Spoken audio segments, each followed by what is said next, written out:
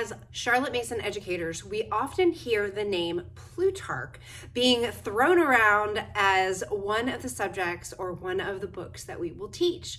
And a lot of people will just skip over it because they've never heard of it and they do not see the value in it. Under the Bible and Paul Bunyan's Pilgrim's Progress was the third most published book in the world up until probably the early 1900s. So to miss Plutarch is really a mistake in so many levels, but understanding the founding of America, understanding the ideals that can be encapsulated in a citizen. So today I'm actually going to talk about who Plutarch was, and then how to get started teaching Plutarch and why it's so awesome. My name is Joy Cherick. I am a podcaster over at However Imperfectly and also have a Substack of the same name. Also, I have nature study hacking guides that teach families how to get outside and use a nature journal, and all that information is below in the description. But I am a Charlotte Mason educator and a mother of 7 first. And so that is why today we are talking about Plutarch. So let's dig in. So Plutarch was actually a Greek historian, biographer, and philosopher. He was alive between 46 and 119 AD. So think about that is really the same time period as the book of Acts was written. And a lot of the early church stories, the martyrs, a lot of the persecution of the Christian church happened during Plutarch's lifetime. But he did not write about what was going on in his life. He wrote about things that happened about 500 years earlier in the Greek and Roman lives. And he actually did a ton of research and pulled from original documents that actually do not survive any longer. And he wrote these stories about single people. So they're short little biographies. But what's interesting about the way he wrote them is that he did not just kind of relay what happened as we would in the news in our modern times. What he did was, while he relayed the life, he would incorporate virtues and vices from that particular person's character. So you see the tension between someone who can seem to be extremely virtuous, like Alexander the Great, for instance. You'll see some things that he does that are extremely virtuous, but then there are some other things that he does that expound on his vices. And so you have this tension. How can one person who seems so good to these people over here then does this really wicked thing over there? So the question becomes, well, what ought they have done? What was the right thing to do? And does that hearken to anything that we learn about through Charlotte Mason? She is always trying to point back children toward character, and the best way to teach that is through story. Now, one of the things I have loved about teaching Plutarch is how it has helped me understand the way people thought in a different time period, really, hundreds and hundreds, thousands of years ago, but also to realize that our humanity is consistent. We are consistently not only sinful, but we are reaching toward the good, right? And that the thing that we love and that is good is always reflective of God and his goodness. So you see that even in these stories about these pagans who, like, one of my favorite is, I believe it's Aristides. He's just, and how much he loves justice. And of course that we see that in the Bible with God's justice. So these pagan people who are fallen, they do still happen upon, through common grace, some of the virtues that God wants us to pursue. All right, so when we start off talking about teaching Plutarch, everyone gets tripped up on which translation to use. So there are 2 popular translations out there. One is from North, and that is the translation that Charlotte Mason used. And the other is Dryden, and that is a more modern translation. That is what, this is my copy, Britannica, Great Books. They use Dryden's translation here. Harvard Classics also uses Dryden's translation. I compared them side by side. And North's translation, it has much larger words, bigger, just words I've never heard of, never run into, just will never run into. And the sentence structure was much more complicated. I felt like I had to diagram a sentence just to extract the meaning from said sentence. So if you enjoy that level of challenge and you are really well read, you've been reading King James Bible to your kids totally get Pilgrim's Progress in the original, North, that's your go-to man. For me, who it just takes me a minute to get through some of that more eloquent language, I really have enjoyed Dryden's translation. Now, Ann White, her study guides, and you always want to get them where it says revised. These are phenomenal as a tool to help you. Now, I have used Ann White's study guides. I have also used the guides from the CMEC. Both are fabulous. You need a guide. Get a guide, pick up a guide to help you maneuver through. What Ann White's guides do is they start off with vocabulary.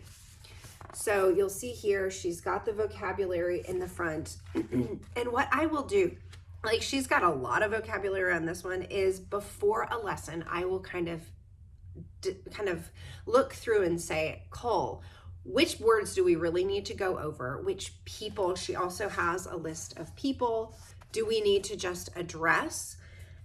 And really, so you've got vocabulary and then you've got on the map. I always use the map every single time we do a Plutarch lesson. And the reason for this is that they do talk a lot about different places that I'm just not familiar with. So now I'm way more familiar with the locations. I can pin these people in my mind about where they are and what they did. But this resource, so this is Ancient Rome Cultural Atlas for young people, and they also have an Ancient Greece version. This book has been so helpful for us. So they will have a lot of pictures of people in their period costumes. Then they will have maps. So I use the maps in this book as just my go-to. I've used some of the maps that the CMEC has offered, but these like have a lot of the wars that they'll talk about in Plutarch's lives, and they'll kind of show, oh, this is Alexander's campaign, and this is all the area that he took over. And, you know, that's just really, really helpful. And then you also see just like ancient, you know, pictures and buildings and that sort of thing. The reason something like this is really helpful is that I had a friend who was teaching Plutarch, and her kids went to draw a narration. And she had two groups of children. One was her friend, and then the other was her children. And her friend's children drew all of the Romans in Roman garb, and her children drew all of the warriors in American like jeans and a t-shirt clothing. And she was like, oh, you don't know what these people look like. So then your imagination is not able to do justice to the story. So that's why a resource like this is extremely helpful. And then of course we have to show our children how to use it. So again, so that's where teacher prep comes in. So we talked about vocabulary, we talked about maps. Both the vocabulary and the map looking up needs to happen by mom, ideally, before the lesson. And the reason for this is we are acting as a guide through difficult terrain. Some of Plutarch's lives are difficult to understand what happened. Sometimes, you know, there's some wars going on. Some people are sneaking out and doing different things. You really want to make sure that you understand the story so that you can guide your kids to help them through.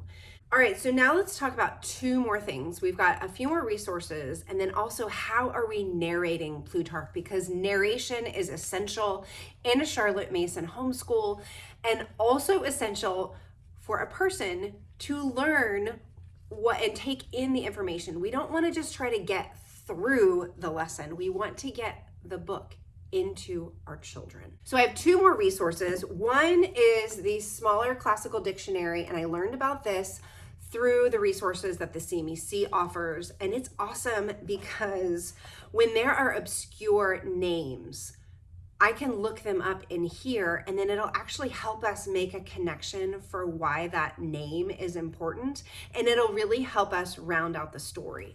But if I didn't look it up before our lesson, then I'm gonna lose my kids. Okay, the other resource I want to tell you about is Plutarch's Lives for Boys and Girls.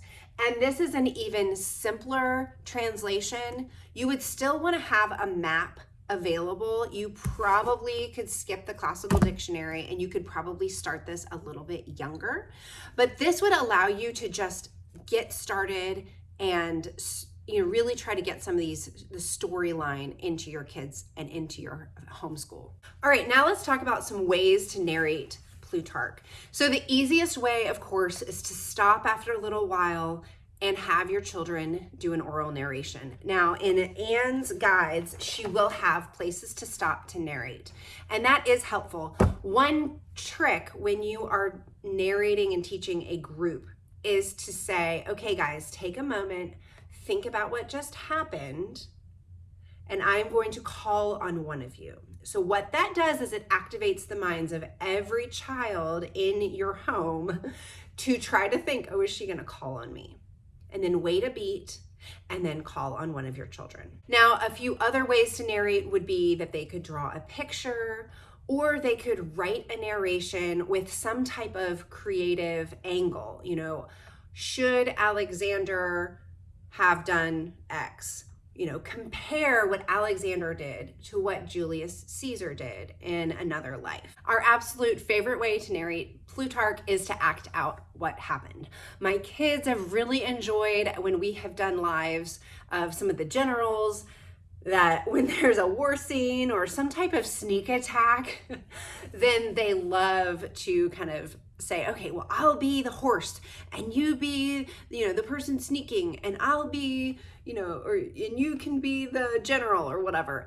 And then they love to act it out. And how beautiful is it when these ideas really start to take hold of our children and they are able to retell a story, not just with their words, but with their whole body. It's really fun. So I'm going to end by reading a little section from David Hicks's book, Norms and Nobility. And this is really kind of explaining why Plutarch is so awesome and does so many wonderful things. Cindy Rollins says Plutarch is one of those not to miss books.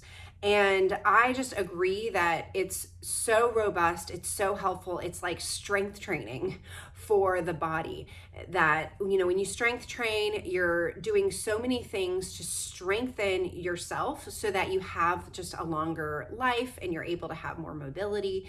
And with Plutarch, what it does is it just hits so many different areas and allows us to really flex those muscles in our mind that are dormant, because our culture does not talk about virtue. It does not talk about character. It does not look at the heart of the man and how do these people think and how do they see themselves and what does that say about them? And then, maybe that also could say something about us. So I'm going to read this little section, and he gives some insight into our modern troubles, and Plutarch, of course, is the solution. So the scientific understanding, David Hicks says, of objectivity and universality gradually replaced the classical one. The ideal type, unable to justify itself in terms of science and therefore at a loss to prove itself real, faded from the classroom. The laboratory took its place.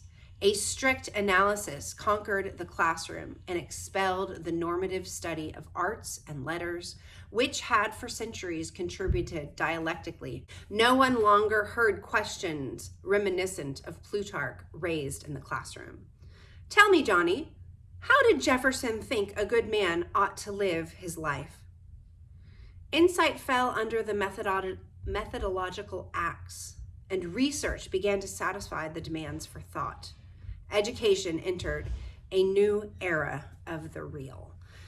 So, David Hicks is really speaking to the poverty of our modern education system that really focuses on the material and the facts and the information and does not look at the character, the spiritual world at all. Anything that is going on in the soul of the man is completely dismissed as unimportant and just not even available. And so when we read Plutarch, we really are reclaiming the education for our children. We are getting to see men's lives in a new light, and it is helping shape us to start to see ourselves differently and start to look for, oh, how do we form a person? What is it about character development that is not just a checklist and is really more about a way of being?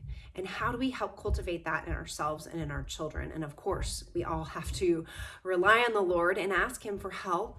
But books like Plutarch help show us what we're missing and how to begin reclaiming that. So thank you so much for watching today. Please leave any questions or comments. I will try to leave a list of everything I've mentioned today down in the comments. I will leave a list of everything I've mentioned today down in the description. Thanks so much for watching, and I'll see you next time.